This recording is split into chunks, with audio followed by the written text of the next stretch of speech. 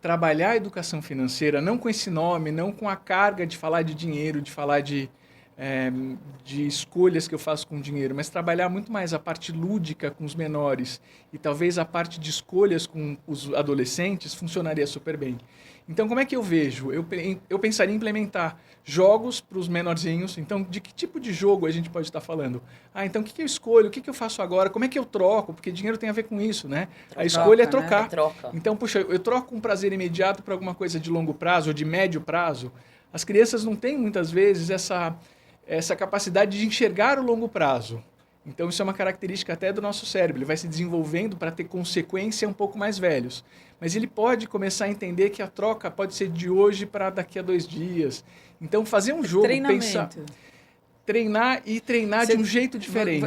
Você ensina o cérebro a raciocinar dessa maneira e você vai treinando. Isso. Mais ou menos isso. Você vai fazendo com que a criança entenda que aquele é um jeito, uma possibilidade de pensamento. Então, você vai dando novos caminhos, até neurais, para que eu possa falar, puxa, eu posso brincar de videogame, mas eu posso brincar com um tabuleiro que vai me dar um outro tipo de prazer, um outro tipo de conhecimento. Porque hoje em dia eles têm muito essas coisas de videogame e eles compram, né? Compram vidas, compram coisas. Enfim, que é trocado ali na moeda deles de videogame. Acho que é isso, né? Tem do zero de videogame. Mas eles exercitam isso lá, mas eu acho que não é de uma forma talvez saudável. E também não é uma forma consequente. O que eu quero dizer com isso? Qual que é a consequência daquilo que eu estou fazendo agora? Porque o videogame não tem consequência. O jogo também não tem. Mas ganhar ou perder o jogo com os amigos pode ter. Então, quando eu faço um jogo de tabuleiro e eu consigo entender que eu tenho aqui uma competição, mas eu posso ter uma cooperação junto, e é um jogo de tabuleiro que eu tiro a questão das telas e faço uma coisa um pouco mais vivencial, a gente começa a dar um pouquinho mais de... Isso a gente fazia na nossa época, bolinha de gude. Você lembra da bolinha de gude? Opa. Jogava bolinha de gude, né? Mais os meninos, né? É verdade. Jogava e aí tinha essa troca, porque bolinha tinha irmão. de gude. É uma delícia. João, ouvindo você falar, me dá a entender o seguinte, você ensinaria desde cedo as crianças a fazerem escolha. Basicamente é isso.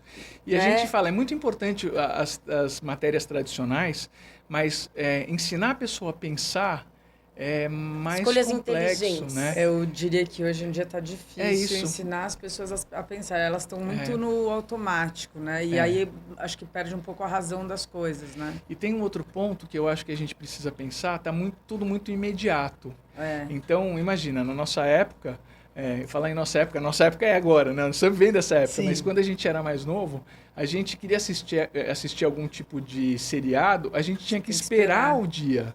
Agora, se eu quero ver um seriado, eu posso assistir tudo na sequência. Por quê? Porque é imediato. A gente está perdendo um pouco a capacidade de ter paciência e esperar pelas coisas. Isso tem a ver com a educação financeira completamente. Tudo a ver. Tudo a ver, Nath, com a educação financeira. Totalmente. Então, fazer alguma coisa desse jeito com as crianças, e talvez começando de uma forma mais lúdica, com jogo de tabuleiro, enfim, vai fazer com que essa molecada comece primeiro a ter uma experiência um pouco diferente que eles talvez não tenham com os jogos eletrônicos, certamente não tem com os jogos eletrônicos, e começam a ajudar nessa questão das escolhas e das trocas. Eu sou totalmente contra essa vida de tela. Mas é que hoje, como ela existe, então a gente tentar achar uma maneira de fazer com que isso seja mais saudável, né? Sem dúvida. Quando a consequência do jogo do tabuleiro é que você está com o seu amiguinho na frente, você tem que resolver aqui com ele, né? E muitas que nem vezes... o Banco Imobiliário que a gente jogava naquela época. Mas eu vou fazer um comentário aqui, que agora eu lembrei, eu vi as turminhas do meu filho, agora nas férias, jogando jogos de tabuleiro, achei tão legal. É muito legal. Porque eu só via eles jogando lá. Quando eu vi todos sentadinhos na minha sala jogando jogos de tabuleiro, eu falei, gente, que show! E tinha o Banco Imobiliário. Eu acho que tem a questão também da negociação, né? Só trazendo um pouquinho para a questão do jogo, eventualmente você pode criar um jogo em que a pessoa tem que negociar. Isso vai ajudar também na história das escolhas, o que eu cedo, o que eu cedo para o outro, o que o outro tem que ceder para mim, quais são os meus objetivos. Qual é a recompensa que eu tenho? É isso mesmo. Né? O dinheiro, a troca e a escolha tem a ver com recompensa, sempre. Mas a recompensa não é sempre... Então, quando você fala em educação financeira, essa recompensa sempre é material ou pode ser uma experiência, por exemplo? Então, na verdade, quando a gente fala de ser humano, o ser humano busca bem-estar. Então, esse é um ponto de partida. E esse bem-estar, ele pode estar imediato, aqui agora. Ele pode ser experiência, mas pode ser produto. Se bem que eu tenho uma visão de que produto é sempre uma forma de ter uma experiência, né?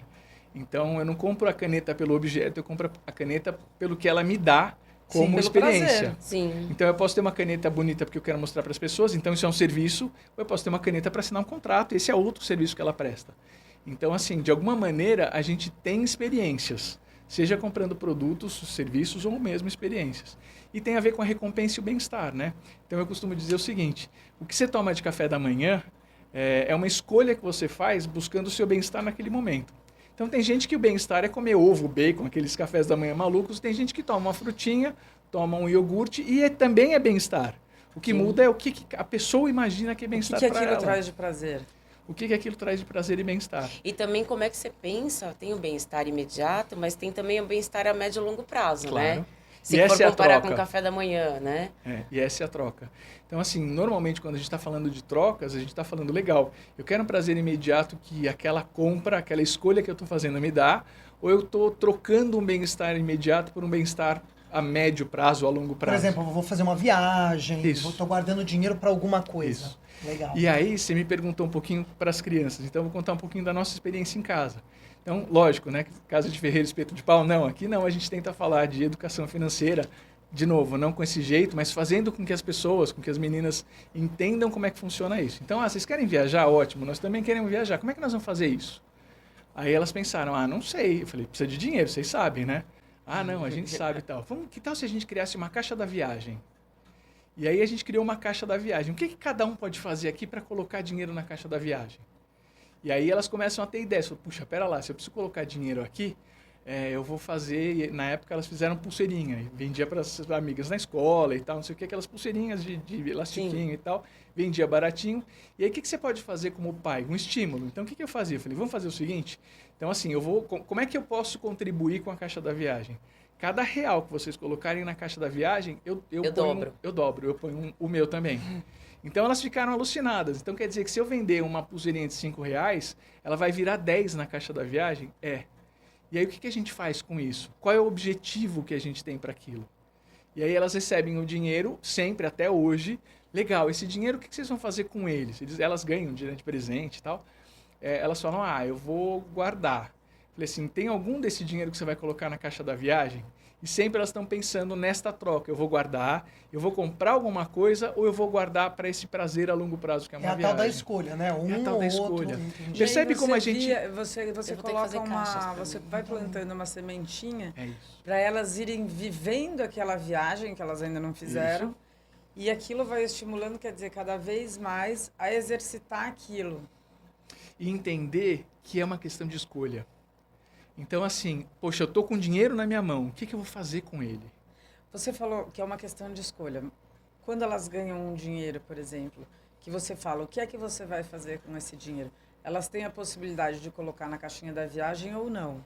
Elas que escolhem. Elas escolhem. É livre. E aí, muitas vezes, o que a gente faz? A gente provoca o pensamento do que ela pode fazer com aquele dinheiro. Então, assim, eu queria comprar uma maquiagem. Então, tem sempre aquela... Me dá. Assim, esse mês eu não posso te dar. Você não quer comprar com o seu dinheiro? Aí elas falam assim, mas pera lá. A Carolina, inclusive, que é a menor, ela já tá com aquilo da cabeça. Não, mas que é melhor do que eu não estou precisando tanto assim. Percebe que ela começa a entender como funciona. A necessidade também. E também, exato, ela vai avaliar. E o desejo, será que eu quero? O que eu vou fazer? Uma coisa importante, né? Existe uma diferença entre desejo e necessidade. Sim. Como é que a gente ensina, não só para as crianças, mas para os adultos também, o que é desejo e o que é necessidade, Lu, né? isso é tão que isso sério. se confunde. Eu me confundo. A gente está cada vez mais numa sociedade em que a gente está confundindo as coisas. Sim. Eu acho que eu comentei com vocês, tem um professor da SPM que escreveu um livro chamado Necejos. Necejos. Necejos. Com desejo. A gente está vivendo numa sociedade em que tudo que a gente tem vivido mostra pra gente que os nossos desejos são quase tão importantes quanto as nossas necessidades. E isso é característica de onde a gente está, no momento de vida que a gente está, no momento de mundo que a gente está. E fazer essa divisão talvez seja talvez a grande ideia que a gente possa ter, ou um grande ensinamento que a gente pode ter também para os nossos filhos e para a gente também. Falou, pera lá, o quanto disso eu preciso?